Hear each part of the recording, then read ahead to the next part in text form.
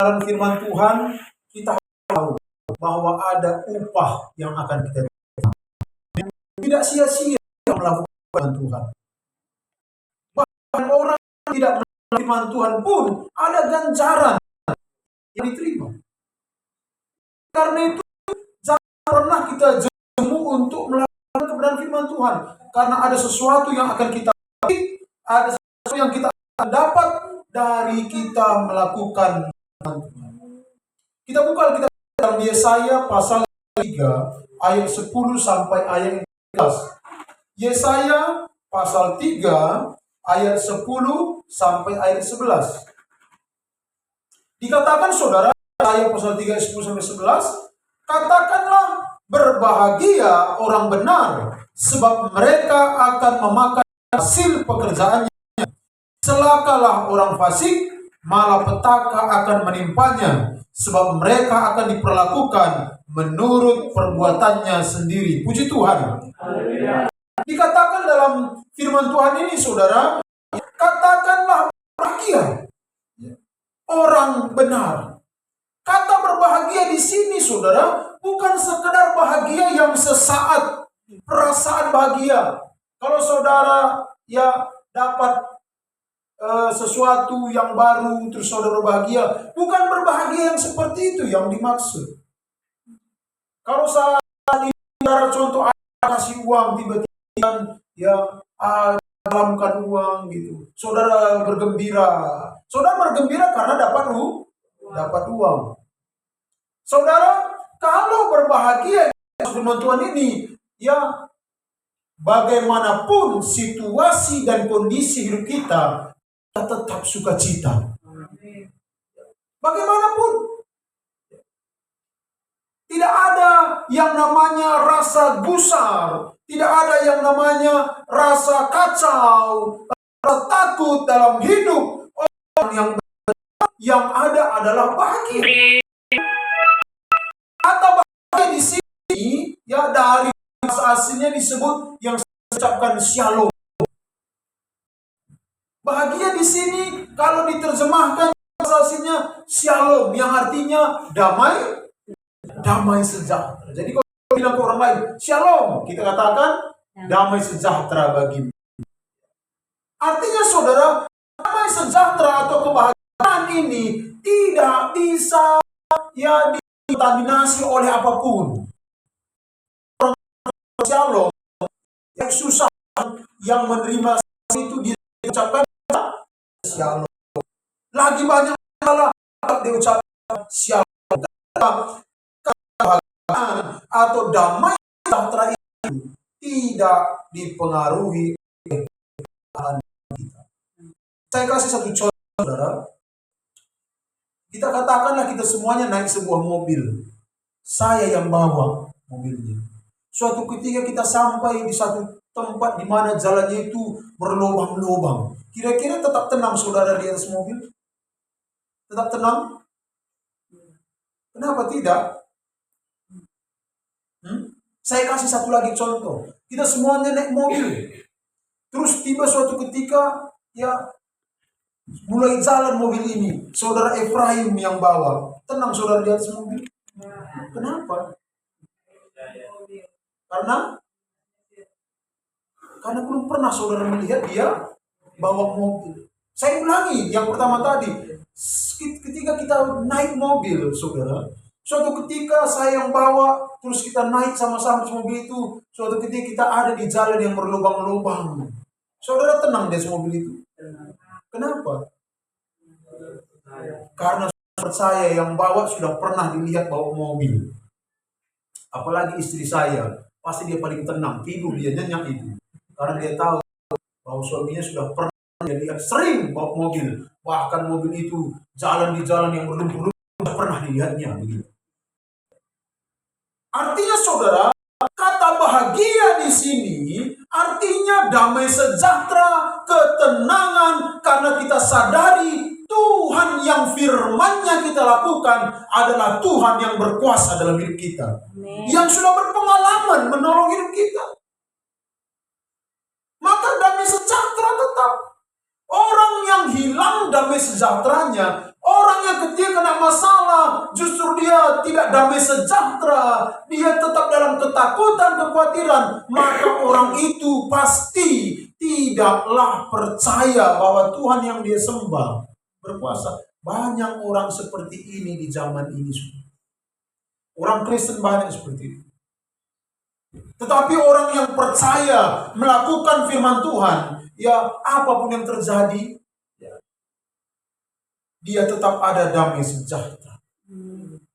Karena dia tahu Tuhan yang dia sembah yang akan pegang kendali hidupnya. Amin. Hari Rabu kemarin saya katakan saudara, kalau ada suami sepasang kekasih boncengan kan gitu. Tiba-tiba pacarnya si perempuan dari belakang cubit, jangan kencang kali gitu kan.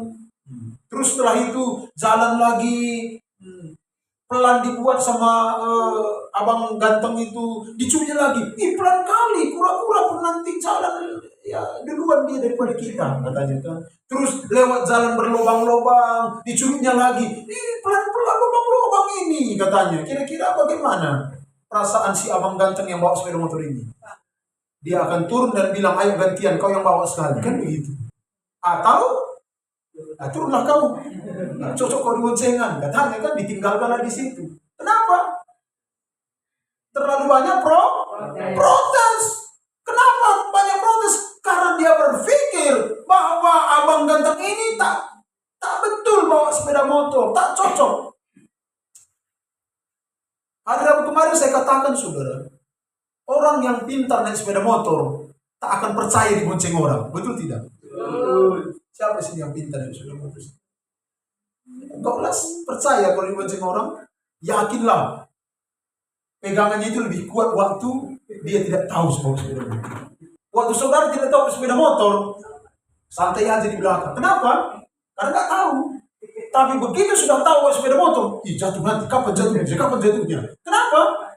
Karena merasa lebih pintar daripada yang bawa. Maka saudara, kalau kita merasa diri kita lebih pintar daripada Tuhan, wajar kita protes terus kepada Tuhan. Wajar kita takut terus menjalani hidup kita. Wajar kita berpikir nanti ke depan apa yang terjadi. Ini nanti anak-anakku bagaimana. Kalau saya sudah punya cucu-cucuku bagaimana. Bagaimana nanti kehidupan kami. Begini begitu saudara tahu. Firman Tuhan katakan. Orang yang percaya kepada Tuhan. Yang melakukan firman Tuhan. Mazmur 1 katakan. Ia seperti pohon yang ditanam di tepi aliran air. Orang yang merenungkan firman Tuhan. Orang yang dekat dengan Tuhan, ia seperti pohon yang ditanam di tepi aliran air. Pohon yang ditanam di tepi aliran air tidak akan peduli pohon apapun. Di belakang layanan ini ada satu pohon kelapa. Pohon kelapa ini sering kami ambil kelapa mudanya. Kemarin itu sudah habis, sekarang sudah berbuah lagi diambil kan? Ya. Kita ambil. Agak merasakan kelapa muda kan ya goplas nanti ya ya berbuah sekarang kalau ke belakang berbunga lagi. Sekarang ada pohon kelapa yang agak bagusana, saudara pasti tahu itu ya, pohon kelapa jauh buahnya satu berbunga karena sekarang buahnya ya kena makan kumbang dan sebagainya. Tapi satu pun apa yang di dekat kotoran itu dia tidak peduli. Sekarang kemarau buahnya itu tetap besar. Musim kemarau dia tetap berbuah. Dia tidak peduli. Dia damai sejahtera. Seperti itulah orang yang melakukan kebenaran itu. Yang dalam ayat dalam kitab Yesaya orang benar. Orang benar adalah orang yang melakukan firman. Tidak peduli. Kenapa saudara? Karena dikatakan sebab orang yang melakukan firman Tuhan yang benar, mereka akan memakan pekerjaannya. Yesaya 10 tadi, mereka akan pekerjaan.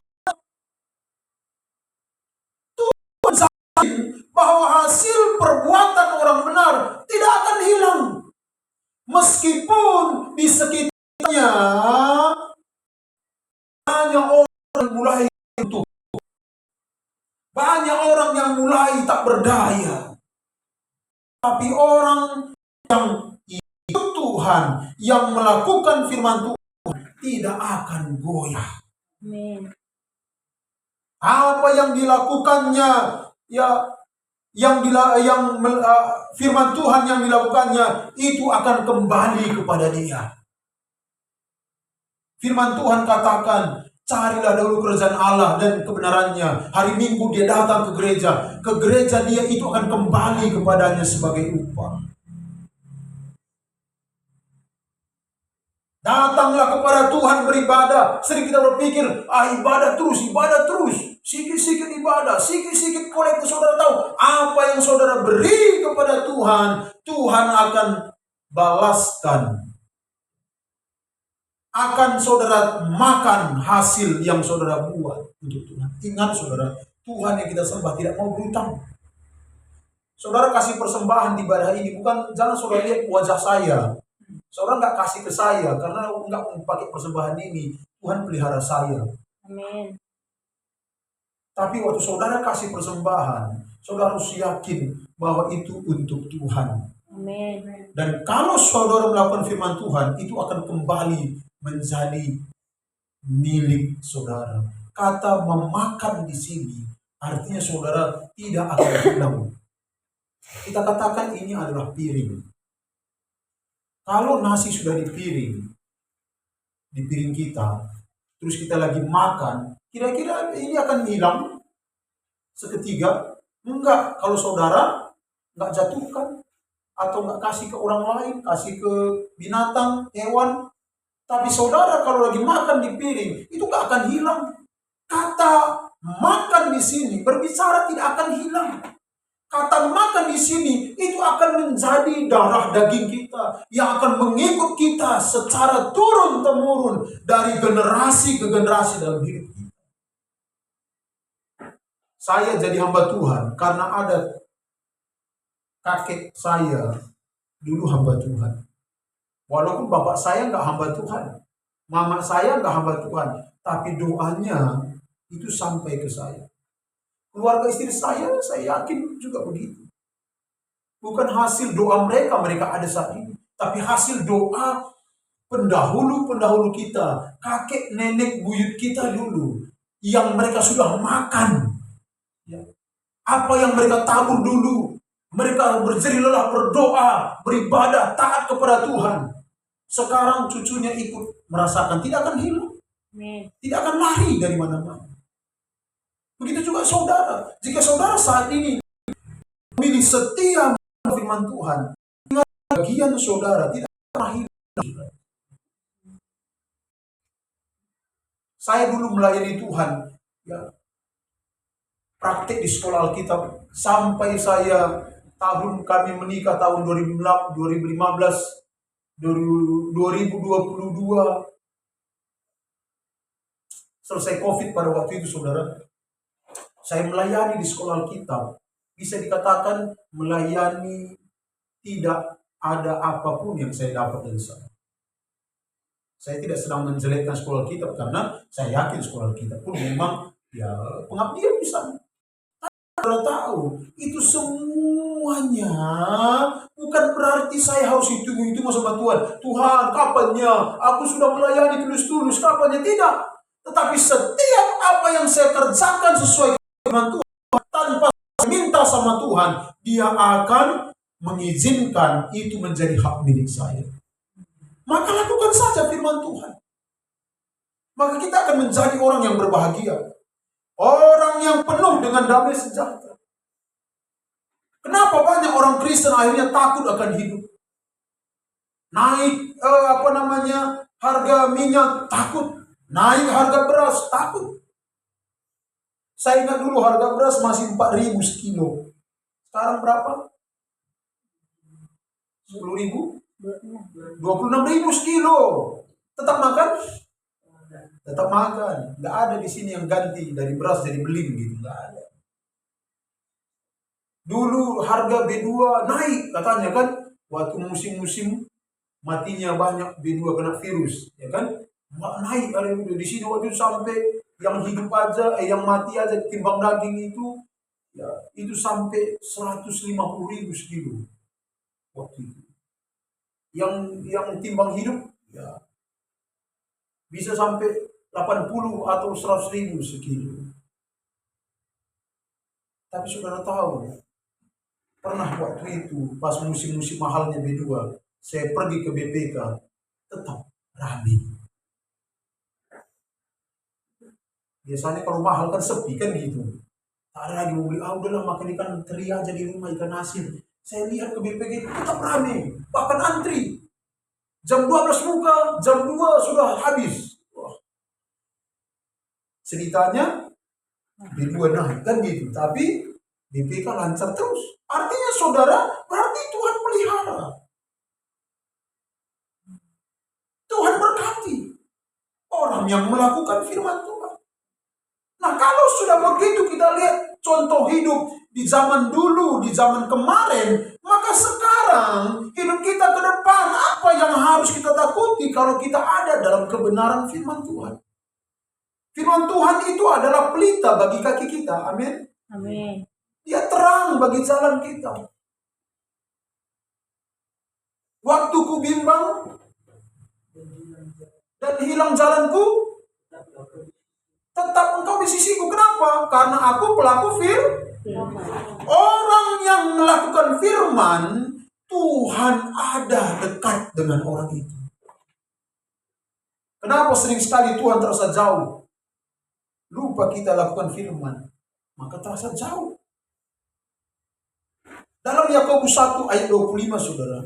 Yakobus pasal yang pertama ayat 25. Coba satu orang wanita membaca Yakobus pasal yang pertama ayat 25.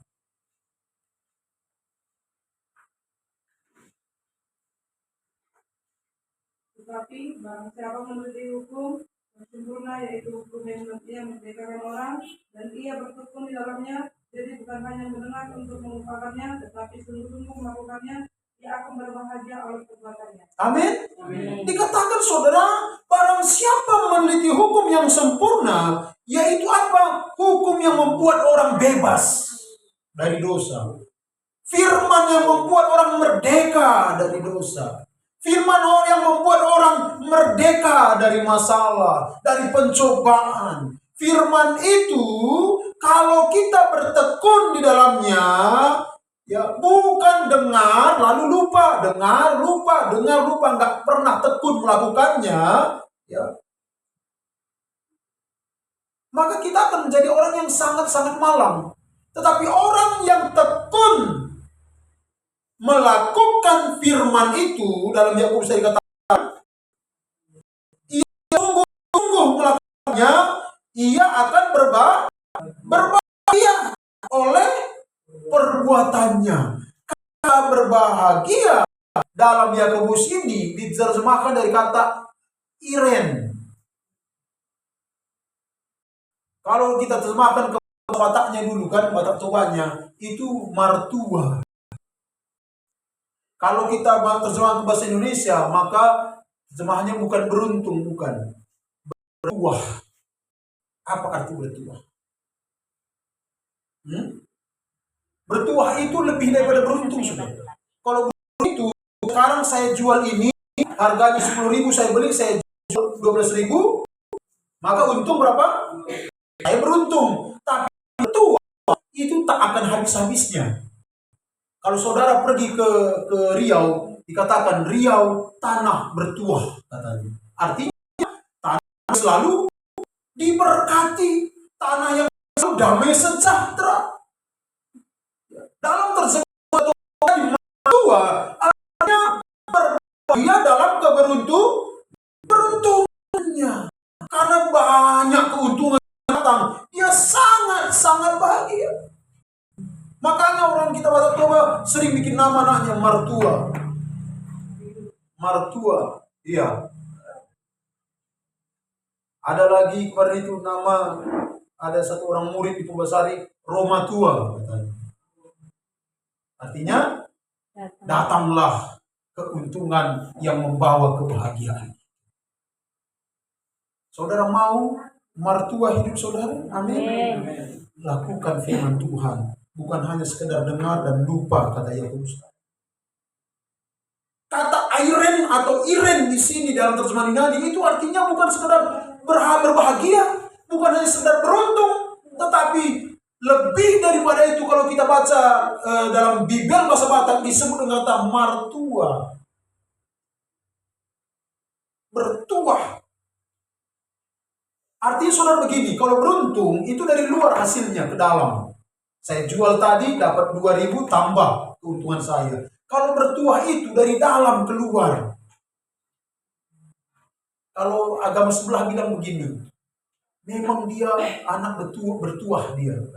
Memang tanahnya itu tanah bertuah itu. Apapun ditanamnya subur. Artinya tanah itu mengeluarkan hasil yang menguntungkan. Bukan hasil tanah itu dijual baru beruntung, bukan. Itu untung. Tapi kalau bertuah atau martua, itu dari dalam hasilnya. Keluar menguntungkan kita. Artinya kita ini menjadi berkat.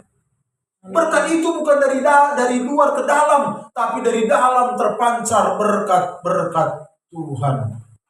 Sehingga kita menjadi orang yang beruntung. Maka lakukan firman Tuhan. Ayat 11, ini antagonisnya saudara. Ini kebalikannya, lawannya dari ayat 10 tadi. Celakalah orang fasik. Dalam terjemah bahasa Ibrani kata celaki disebut dengan oi. Saudara pernah dengar orang bilang oi? Katanya. Orang Ibrani kalau bilang celaka, oi. Gitu. Kenapa oi? Oi ini saudara bukan hanya sekedar celaka, ya, tetapi oi ini adalah satu kata ratapan. Saudara tahu ratapan?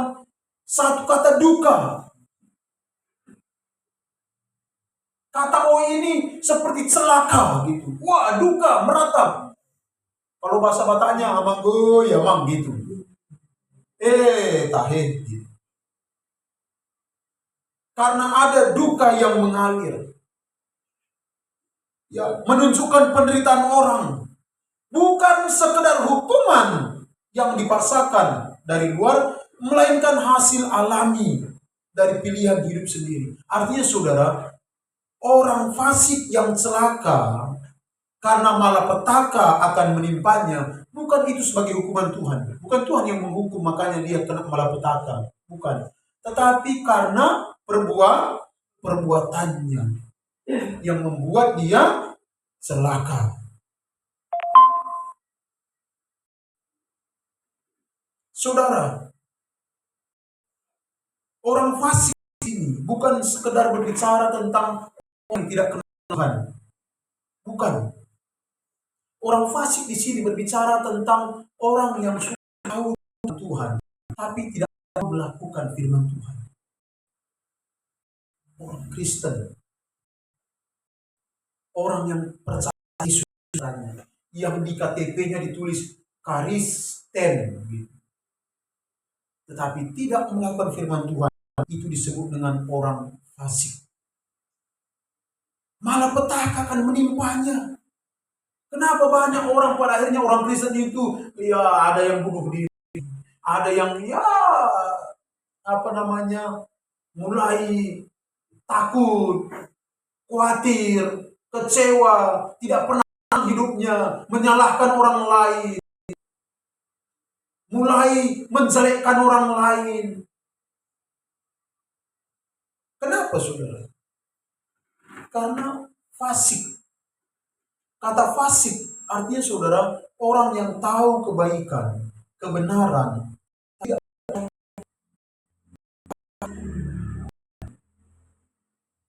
Maka apa yang diterima fasik akan diperlakukan menurut katanya sendiri. Maka jangan menjadi orang fasik. Di dalam gereja, seorang hamba Tuhan pernah berkata saya pernah baca satu buku, dikatakan di gereja itu ada dua manusia. Yang pertama orang benar, yang kedua orang fasik. Orang fasik ini dekat dengan munafik. Apa itu fasik? Dia dengar firman Tuhan, tak mau melakukannya, itu fasik. Dia tahu, ya semua kita banyak dihafalnya, tapi tidak mau melakukannya, itu fasik. Oleh karena itu saudara, ya jangan menjadi orang kita menjadi orang yang melakukan firman Tuhan, menjadi pendengar dan pelaku firman Tuhan dengan tekun, supaya hidup kita terima hasil yang baik juga dari Tuhan. Ada kisah di dalam Matius oleh Yesus, perumpamaan Matius 7 ayat 24 sampai 27. Seorang pria, coba Matius 7 ayat 24 sampai 27. Sudah sangat lumrah kisah ini kita dengar. Orang baca Matius 7 ayat 24 sampai 27. Demikianlah firman Tuhan. Dua macam dasar, setiap orang yang mendengar perkataanku ini dan melakukannya, ia sama dengan orang yang bijaksana yang mendirikan rumahnya di atas batu. Kemudian turunlah hujan dan datanglah banjir, lalu angin melanda rumah itu. Tetapi rumah itu tidak roboh sebab didirikan di atas batu. Tetapi setiap orang yang mendengar perkataanku ini dan tidak melakukannya, ia sama dengan orang yang bodoh yang mendirikan rumahnya di atas pasir. Kemudian turunlah hujan dan datanglah banjir, lalu angin melanda rumah itu, sehingga rubuhlah rumah itu dan hebatlah kerusakannya. Puji Tuhan. Saudara, ada dua perumpamaan Yesus sampaikan di sini. Yang pertama, orang yang mendirikan rumah di atas batu. Itu adalah ibarat orang yang mendengarkan firman Tuhan dan melakukannya. Datang banjir, datang angin, tetapi rumah itu tidak roboh. Kenapa? Karena didirikan di atas batu. Tapi ada orang yang mendirikan rumah di atas pasir. Orang yang mendirikan rumah di atas pasir itu adalah orang yang mendengar firman Tuhan, tapi tidak melakukannya. Maka ia sama dengan orang bodoh, kata firman Tuhan. Ya, dia mendirikan rumah di atas pasir. Kemudian turun hujan, turun angin, maka robohlah rumah itu. Beberapa waktu yang lalu saya ke Kota Medan, bantu kakak saya membangun. Saya bangun toko, ukurannya 5x6, lumayan ya luas lah toko itu. Waktu saya awal membangun, yang harus saya pikirkan jangan sampai rumah ini, toko ini gampang roboh. Maka saya lihat keliling, saya katakan kita harus fondasi. Saya bilang sama kakak saya, karena tanahnya tanah timbun, bergeser-geser bisa retak dindingnya. Saya bilang tidak bisa nggak pakai fondasi karena dana pas-pasan. Kata kakak saya tidak bisa, harus pakai fondasi. Maka dia belilah besi beton, saya bikin fondasi, saya cor, barulah rumah itu dibangun. Kemarin kami sekeluarga ke Medan, peresmian toko itu. Dan puji Tuhan sekarang sudah mulai toko itu berjalan, jualan. Dan kokoh bangunan itu. Kenapa? Karena ada orang yang bijaksana yang mendirikan rumah. Ibaratnya seperti itu, saudara. Orang Kristen di dunia ini hanya dua jenis. Yang pertama bijaksana, yang kedua bodoh. Itu Yesus katakan dalam perumpamaan ini. Orang Kristen yang bijaksana, dia akan mendengarkan firman Tuhan itu. Dan dia anggap firman itu adalah harta yang berharga. Dan kalau dia tidak lakukan, dia akan merasa ada sesuatu yang berbeda. Tetapi Kristen yang bodoh akan mendengar firman Tuhan, tapi ya menguap begitu saja. Selesai dengar, ya udah, hilang begitu saja. Ditelan oleh waktu. Sehingga saudara terjadi kerugian. Makanya saudara banyak orang Kristen. Ya, kenapa hidupnya putus asa? Bukan berarti saudara ya kita tak yang sekarang ini masih hidup tegak, ya masih semangat ini tak punya masalah. Saya yakin kalau saya tanya sesuatu di ruangan ini, semuanya punya masalah. Semuanya punya tantangan hidup. Kalau saya ceritakan masalah saya, saudara, hari ini saja, wah banyak. Saudara pasti bosan mendengarkannya. Tetapi kenapa? Ya, Kita memilih untuk tetap tegak berdiri, bersuka cita, karena ada kekuatan yang Tuhan limpahkan melalui firman-Nya. Kenapa ada orang lain sama-sama Kristen, sama-sama ke gereja, tapi ketika kena masalah, ya bahasa Spanyolnya mandele katanya. Sedih, sakit hati, dan lain sebagainya. Kenapa bisa begitu? Akhirnya kecewa, bunuh diri, dan lain sebagainya. Kenapa? Karena mereka jenis yang tidak mengingat kapanpun di mana. Saya kasih satu contoh terakhir di khotbah ini, saudara.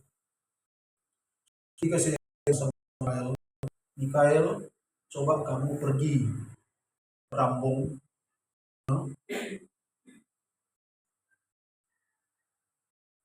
Nanti kalau kamu jumpa di Rambung itu ada jalan di situ yang jalannya aspal, agak masuk ke dalam terus aspal jalannya, jangan ikuti jalan itu walaupun aspal. Kenapa? Karena itu jalan buntu. Tapi kalau ada ke sedikit, ada jalan yang berbatu-batu, ikuti saja jalan itu. Di dalam nanti aspal itu jalan, di luar aja berbatu. Maka waktu saya ngomong gitu, si Mikael lalu peduli. Oh ya, siap om, pergi dia. Sampai di sana dia berkata, enggak, dia lihat jalan mana yang bagus, kan begitu. Ini yang paling bagus. Begitu masuk jalan itu, sampai di tengah Rambung, buntu, pulang. Akhirnya putar balik lagi ke sini. Om, buntu jalannya. Kau ambil jalan yang mana? Jalan yang bagus. Kan sudah aku bilang tadi, jalan yang ke kiri sedikit, yang batu-batu itu ambil. Oh iya, pergi lagi dia. Kan sudah makan waktu kan. Orang Kristen banyak begitu. Firman Tuhan sudah jelaskan. Jangan kamu khawatir. Jangan kamu takut. Tuhan yang pegang hidupmu. Tuhan yang berotoritas atas hidupmu. Tuhan yang berdaulat berkuasa atas hidupmu, kata firman Tuhan. Begitu kena masalah, mandele kan? Kenapa? Karena tak ingat firman. Waktu dengar firman Tuhan, tidak terlalu peduli. Sepele saja. Akhirnya saudara, apa yang terjadi? Bolak-balik imannya kan? Yang tadinya sudah bertumbuh, turun lagi, naik lagi, turun lagi, naik lagi. Maka jadilah anak Tuhan yang dengar-dengaran firman Tuhan dan melakukannya. Amin. Orang yang melakukan firman Tuhan tidak akan pernah kecewa, tidak akan pernah rugi. Justru orang yang tidak melakukan firman Tuhan akan celaka, kata firman Tuhan tadi. Akan rugi banyak, tumpur bandar. Tapi orang yang melakukan firman Tuhan akan terus, firman Tuhan tadi katakan, bertuah. Bahasa Spanyolnya tadi, martua. Semalam saya ingat, ya saudara Efraim pakai bahasa Batak, salah. Gok katanya kan. Saya dengarnya, apalagi di gok ini. Margogo, ya, margok katanya kan. Wah, lebih banyak belajar bahasa Spanyolnya. Ya. Kalau bisa, ya, buru Batak katanya kan. Melubui buru Batak ya cari. Ya. Kalau nggak ada buru yang lain, buru Reger pun ada. Ya. Biar kita bisa bahasa Spanyol. Ya. Saya pun sekarang belajar bahasa Spanyol. Karena saudara tahu, ya,